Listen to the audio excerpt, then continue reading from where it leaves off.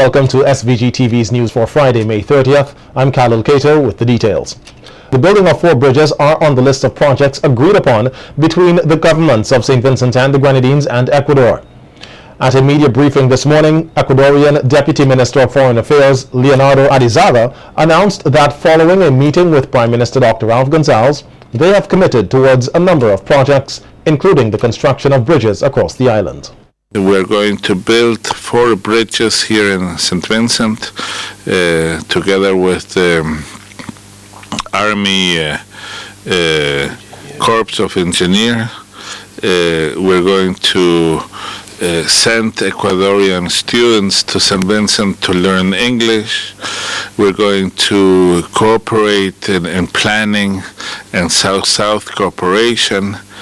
And in addition to that, we're going to work together in some of the important issues of the international agenda, such as human rights in the Americas, the matter of reparations regarding the responsibility of colonial countries in the Caribbean, and many other issues. Permanent Secretary in the Ministry of Foreign Affairs, Nathaniel Williams, said the Ecuadorian delegation will make site visits starting today. The delegation of Ecuador with St. Vincent will be visiting the Caratal Bridge in Georgetown to look at the logistical issues related to the rebuilding of that bridge. Tomorrow, the team will be visiting Fitzhughes, Chateaubelair, and Vermont to look at the other bridges that will be addressed within this cooperation agreement. Meanwhile, an invitation on behalf of the government and people of Ecuador has been extended to this country's Prime Minister to visit the Spanish-speaking Democratic Republic. According to Arizaga, Prime Minister Gonsalves will travel to Ecuador on July 9th and will meet with their president, Rafael Correa. There's been a slight improvement in the economy during the first 4 months of 2014 when compared to the same period of last year. This was pointed out in Parliament yesterday by Prime Minister and Minister of Finance, Dr. Ralph Gonsalves. Dr. Gonsalves also said the year has started off well regarding taxes, noting that there were recorded increases in revenue from most taxes except excise tax. He said that he was advised by the relevant authorities that this category of tax was affected because of the problem of contraband entering the country. Total revenue and grants, $174.86 million. For the period, a similar period, the comparable period in 2013, $147.9 million. Current revenue, $174.4 million, $144.9 million for 2013. 144.9. 2014, 174.4. 174.39, but I rounded to 174.4. Total expenditure, $179.26 million in 2014 for the first 4 months, $169.7 million for the period 2013. You see an increase of 5.6% expenditure. Of that total expenditure, recurrent expenditure is $161.5 million, and 2013 for the first 4 months, $159.79. The final draft of a national land policy is expected to be presented soon, following a series of consultations throughout the country. The last session was held this week at the Methodist Church Hall.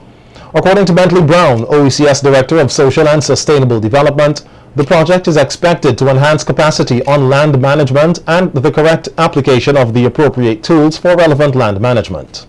It is expected that as a result of the implementation of this project, we shall see enhanced regional, national, and local capacity to implement land use policies, strategies, and programs, with special focus on poverty, disaster reduction, climate change adaptation.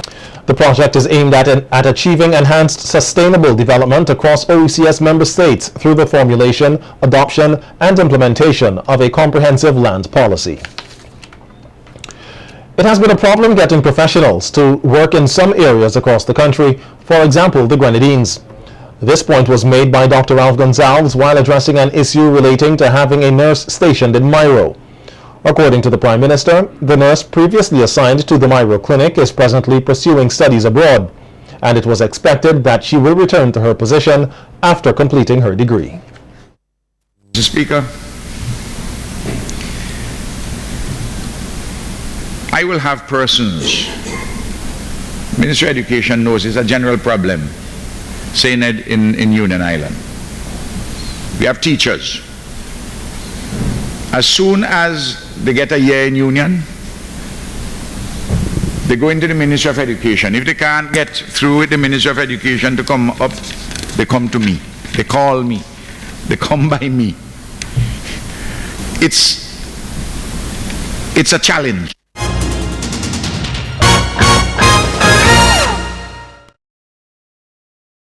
Fisherfolk in the Grenadines will have to wait a few more weeks for the opening of their fisheries complex, which has been temporarily closed for repairs and enhancement works. Minister of Agriculture and Fisheries, Saboto Caesar, told members of Parliament on Thursday that the complex, located in Clifton, Union Island, was built in 1995 and has seen its share of wear and tear.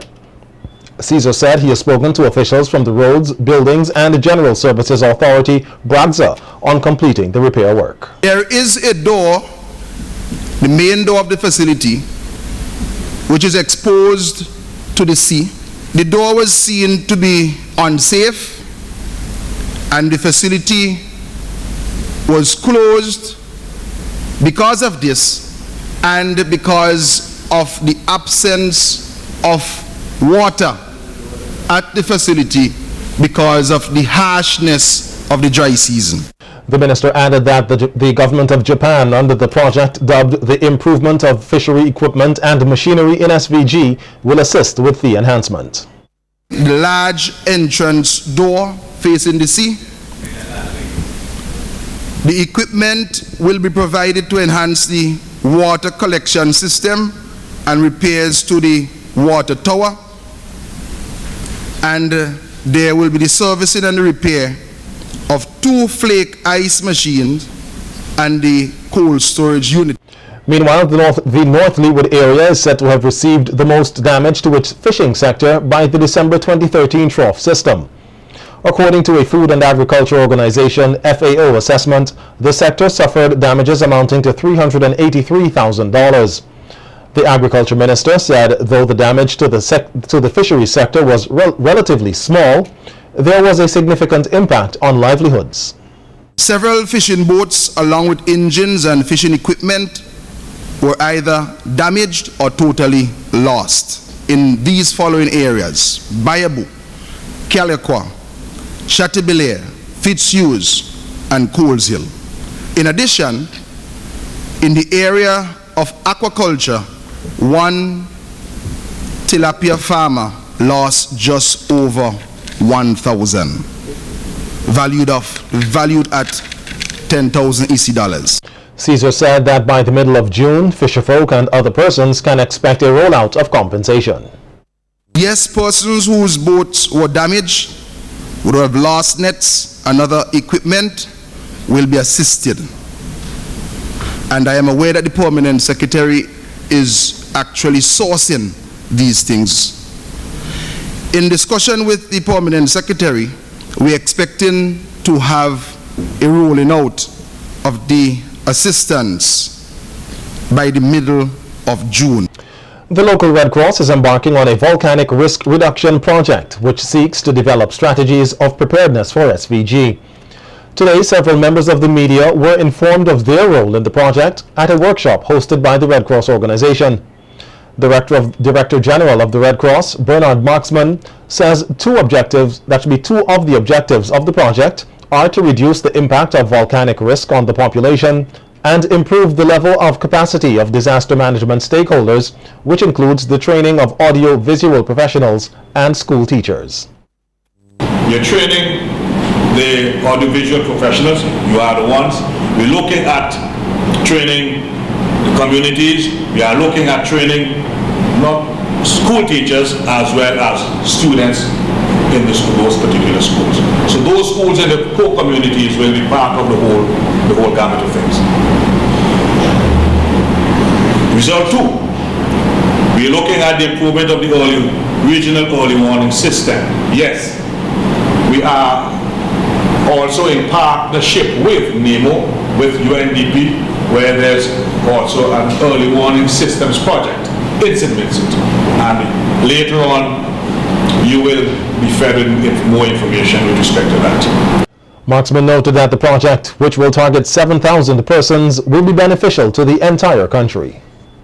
Because whatever we do, the information will be spread throughout the entire country. Because everybody naturally would need to react to one way or the other. But the contingency plans that will be developed in those communities will at least inform those two communities as to how do you deal with these issues. Should there be a volcanic eruption, how do you deal with it? How do you move away from your community? How do you move away from your community in a safe manner and in an orderly manner? If, for those of us who could remember 1979, because we did not have early warning systems, as we do have today, when the volcano erupted in 1979, it was a mass rush, helter-skelter, ad hoc way of moving people from the danger zone down to the safer areas. What we're saying is that we are living in too much of a modern time. Information flow is too much for us to be still maintaining that type of operation. We say no, this must change. A 2-year jail term was handed down to 39-year-old Glenville Moses of Green Hill on Thursday by Senior Magistrate Rashan Brown Matthias. This after he was convicted for the unlawful and malicious wounding of 30-year-old Terrence Knights of the same address on May 6th. The court heard that on the date in question, Moses approached Knights and complained to him about his animals going onto his land and destroying his produce. Knights reportedly denied the allegation.